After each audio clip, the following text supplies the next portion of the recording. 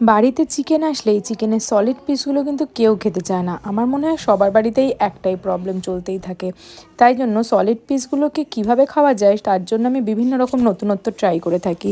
আজকে যে রেসিপিটা রান্না করেছিলাম এটা কিন্তু আমার হাজব্যান্ডের খুব পছন্দের, আর খেতেও অসাধারণ হয়, আর করতেও একদম বেশিক্ষণ টাইম লাগে না। প্রেশার কুকারে চিকেনের সলিড পিসগুলোর সাথে আলু দিয়ে এখানে রসুন, আদা বাটা, কাঁচা লঙ্কা বাটা, জিরে গুঁড়ো, তারপরে লাল লঙ্কা গুঁড়ো, হলুদ গুঁড়ো, নুন দিয়ে একটু কষিয়ে নিয়ে টমেটো আর একটুখানি জল দিয়ে একটা সিটি দিয়ে নেবে।